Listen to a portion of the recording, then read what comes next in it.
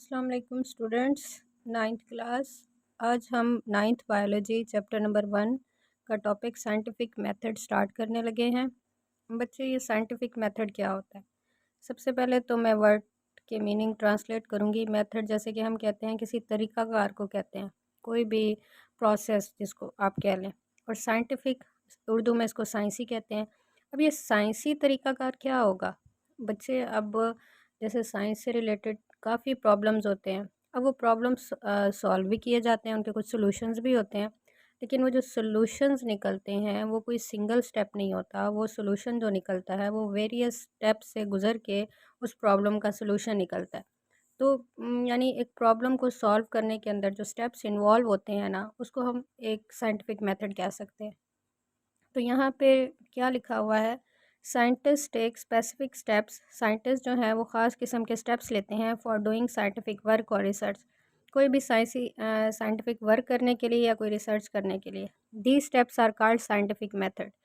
उन स्टेप्स को या उन प्रोसेस के अंदर जो भी स्टेप्स इन्वॉल्व हैं उनको हम कहते हैं साइंटिफिक मेथड। यानी साइंटिफिक वर्क या रिसर्च करने के लिए साइंटिस्ट जो स्टेप्स लेते हैं, जो उनके स्टेप्स होते हैं, उनको वो कहते हैं साइंटिफिक मेथड। अब कोई भी बायोलॉजिकल रिसर्च है तो वो जो स्टेप्स हैं, ठीक है, वो आप साइंटिफिक मेथड कह रहे हैं। अब उसके अंदर जो स्टेप्स इन्वॉल्व है ना, आगे उनको डिस्कस किया गया है। The following steps are involved in scientific method. सबसे पहले है रिकग्निशन ऑफ साइंटिफिक प्रॉब्लम। यानी जो भी मसला है, सबसे पहला स्टेप तो ये होगा ना कि आपको पता होना चाहिए कि मसला है क्या, आखिर क्या मसला है, चाहिए साइंस से रिलेटेड क्या मसला है। रिकग्निशन, उसकी पहचान होनी चाहिए। जो भी प्रॉब्लम है, जो मसला है, उसकी पहचान होनी चाहिए। अब आपको पता चल गया ये मसला है, ठीक हो गया। अब उसके बाद नेक्स्ट स्टेप क्या होगा साइंटिफिक मेथड का? तो उससे नेक्स्ट स्टेप जो होगा वो होगा ऑब्जर्वेशंस। यानी आप ऑब्ज़र्व करो, मुशाहिदा करो। अब ऑब्जर्वेशंस क्या होती हैं? ऑब्जर्वेशंस जैसे हम कह लें, ऑब्जर्वेशंस हम जो करते हैं अपनी 5 सेंसेस से करते हैं। किसी चीज़ को देख के अपनी आइज़ से, किसी चीज़ के बारे में सुन के अपने ईयर से, किसी चीज़ को चख के टंग से, किसी स्मेल करके नोज़ से, स्किन से टच करके, यानी अपने सेंसेस से हम किसी भी चीज़ को ऑब्ज़र्व कर सकते हैं। तो दूसरा स्टेप, पहले तो आपको प्रॉब्लम का पता चला, उसके बाद दूसरा स्टेप आपका उसको ऑब्ज़र्व करना होगा। थर्ड थर्ड स्टेप जो होता है वो हाइपोथेसिस होता है। ये हाइपोथेसिस क्या होती है? हाइपोथेसिस कहते हैं यानी ऑब्ज़र्व करके आप उसके बारे में कोई ना कोई स्टेटमेंट दे दो। जो भी प्रॉब्लम थी उसके बारे में कोई एक जनरल स्टेटमेंट दे दी जाए तो वो कहलाती है हाइपोथेसिस।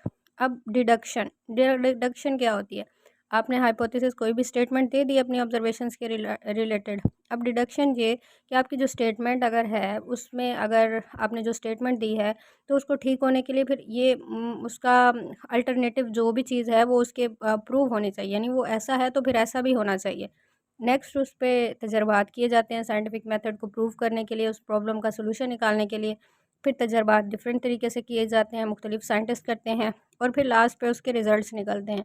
यहाँ पे आपके 6 स्टेप्स दिए हुए हैं, लेकिन इसके आगे भी 1-2 हैं कि फिर वो रिज़ल्ट्स को रिपोर्ट भी किया जाता है। फिर वो अगर रिपोर्टिंग रिज़ल्ट्स आपके ठीक हैं, प्रूव हो गए हैं, रिपोर्ट किए जा रहे हैं, तो वो थ्योरी भी कहलाती है।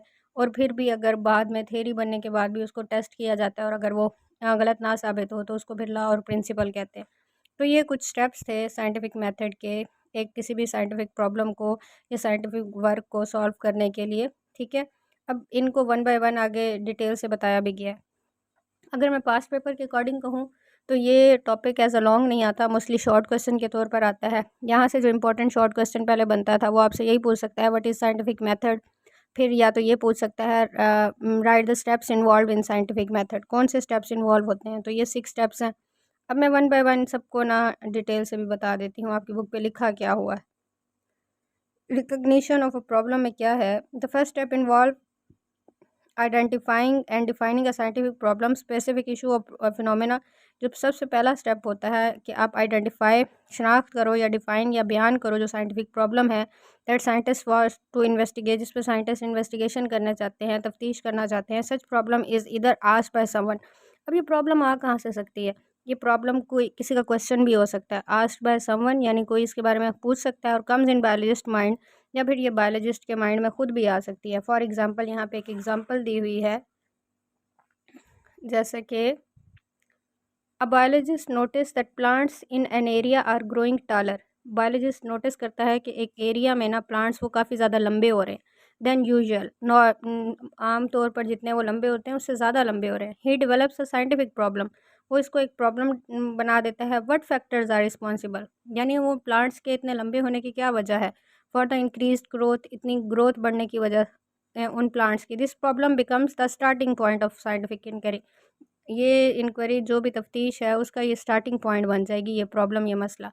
देखें बड़ा सिंपल सा है, यानी ये जो है प्रॉब्लम कोई किसी के माइंड में भी क्वेश्चन आ सकता है और साइंटिस्ट के अपने माइंड में भी आ सकता है। जैसे यहाँ पे था कि साइंटिस्ट ने देखा कि कुछ प्लांट्स जो हैं वो मामूल से ज़्यादा लंबे हो रहे हैं, तो ये लंबे क्यों हो रहे हैं, कौन से फैक्टर्स हो सकते हैं, अब ये प्रॉब्लम है। अब उसको सॉल्व कैसे किया जाएगा, कुछ स्टेप्स होंगे। अब उस पर ऑब्जर्वेशन की जाएगी, मुशाहिदात किए जाएंगे, देखा जाएगा। Scientist make observation about the problem, they use 5 senses, 5 senses को इस्तेमाल किया जाता है ऑब्जर्वेशंस के लिए। They also read and study, इसके अलावा इसके बारे में पढ़ा भी जाता है प्रॉब्लम के बारे में। यानी वो अब साइंटिस्ट पढ़ेगा कि प्लांट्स में ग्रोथ फैक्टर किस वजह से होता है, प्लांट्स ज़्यादा ग्रो किन फैक्टर्स की वजह से करते हैं। स्टडी द प्रीवियस रिसर्च, पुरानी जो रिसर्च है उसको पढ़ेगा। ऑन सेम और रिलेटेड प्रॉब्लम, ऑब्जर्वेशन में भी क्वालिटेटिव और क्वांटिटेटिव, ये बड़ा इंपॉर्टेंट शॉर्ट क्वेश्चन है कि ऑब्जर्वेशंस की टाइप्स क्या हैं, या ऑब्जर्वेशन क्वालिटेटिव और क्वांटिटेटिव ऑब्जर्वेशन में डिफरेंस लिखें। यानी इन दोनों में डिफरेंस अक्सर शॉर्ट क्वेश्चन में आ जाता होता है। अब क्वालिटेटिव ऑब्जर्वेशन क्या होती है, क्वालिटी हम किसी चीज़ की खसूसियत कहते हैं, कोई चीज़ कितनी अच्छी क्वालिटी की है या बुरी क्वालिटी की। जैसे हम अगर गर्ल्स हैं तो मोस्टली कपड़ों की बात करें तो देखते हैं कि कपड़े का क्वालिटी अच्छी है, अच्छी क्वालिटी का है तो हम ख़रीदें, गंदी क्वालिटी का है तो ना ख़रीदें।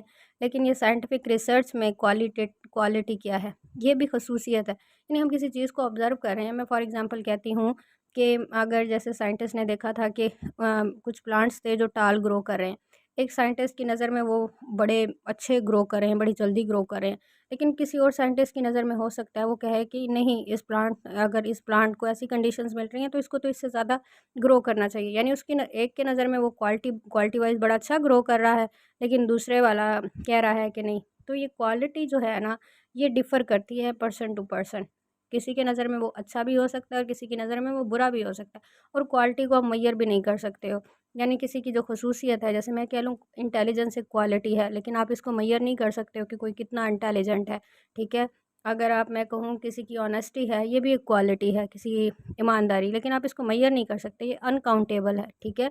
तो क्वालिटेटिव ऑब्जर्वेशन जो होती हैं that can not be measured, आप इनको मेजर नहीं कर सकते विद नंबर से। For example the colour and texture of flower, एक फ्लावर है उसका colour for example red, bright red है, लेकिन आप उसको ये कह सकते हो बड़ा खूबसूरत है, बड़ा प्यारा कलर है, लेकिन आप उसको एक्सप्लेन नहीं कर सकते वर्ड्स में, ये कितना ब्राइट रेड था, इसमें कितना रेड पिगमेंटेशंस थी या इस तरह से। तो आप उसको उसको क्वांटिटी वाइज नहीं, क्वालिटी आप उसकी बता सकते हो। तो ये जो जो ऑब्जर्वेशन जिनको मेजर नहीं किया जा सकता नंबर से, उनको हम कहते हैं क्वालिटेटिव ऑब्जर्वेशन। तो यहाँ से यहाँ तक क्वालिटेटिव ऑब्जर्वेशन बनेगी। नेक्स्ट जो है क्वांटिटेटिव। क्वांटिटेटिव ऑब्जर्वेशंस वो मुशाहिदात होते हैं जो नंबर के लिहाज से होते हैं, जिनको मेजर किया जा सकता है, जिनको काउंट किया जा सकता है, मापा जा सकता है, जिनको गिना जा सकता है। इन्वॉल्व मेजरमेंट्स, वो पैमाइश है, और न्यूमेरिकल डेटा, वो data that can be express, जिनको हम बयान कर सकते हैं in terms of quantity. Quantity यानी मिकदार के लिहाज से हम उनको बता सकते हैं। For example the number of birds in a tree, एक ट्री में कितने बर्ड्स बैठे हैं, ठीक है, हम इनको क्वांटिटी वाइज बता सकते हैं। अब ये तो दो मेन पॉइंट्स हो गए, एग्जांपल भी आ गई क्वालिटेटिव ऑब्जर्वेशन की और क्वांटिटेटिव ऑब्जर्वेशन की। तो इसके बारे में एक और दो लाइंस हैं वो भी आप ऐड करेंगे। एक लिखा हुआ है quantitative observations are more accurate than qualitative. ये जो क्वांटिटेटिव सेकंड वाली ऑब्जर्वेशन है ये मोर एक्यूरेट है, ज़्यादा एक्यूरेट है। Quantitative observation are more accurate. जब आप क्वांटिटेटिव ऑब्जर्वेशन की ये दो लाइंस लिखेंगे तो उसके साथ ये क्वांटिटेटिव ऑब्जर्वेशन का ये पॉइंट भी ऐड करेंगे, ये ज़्यादा एक्यूरेट, ज़्यादा दुरुस्त होती हैं। यहाँ पे आप फिर एक और पॉइंट क्वालिटेटिव के साथ ये लिख दोगे, qualitative observations are less accurate. ठीक हो गया। बिकॉज क्वांटिटेटिव ऑब्जर्वेशन इनवेरिएबल, ये जो क्वांटिटेटिव ऑब्जर्वेशन, ये पॉइंट भी आप क्वांटिटेटिव ऑब्जर्वेशन में ऐड करोगे कि इनवेरिएबल यानी ये चेंज नहीं होती। मैयरेबल, इसको आप मैयर कर सकते हो and can recorded in terms of number, और इनको नंबर्स में आप रिकॉर्ड कर सकते हो। तो ये क्वांटिटेटिव ऑब्जर्वेशन है। और क्वालिटेटिव इसके ऑपोजिट हो जाएगा कि qualitative observation are variable. Qualitative क्या होती हैं, वो वेरिएबल होती हैं यानी चेंज होती रहती हैं। नॉट मैयरेबल, क्वालिटेटिव में आप क्या लिखोगे कि वो मैयर नहीं की जा सकती। And can not be recorded in terms of number, और क्वालिटी को आप नंबर में रिकॉर्ड नहीं कर सकते हो। तो ये था हमारा पॉइंट ऑब्जर्वेशन। इसमें से जो शॉर्ट क्वेश्चन बनते हैं वो मैंने आपको बता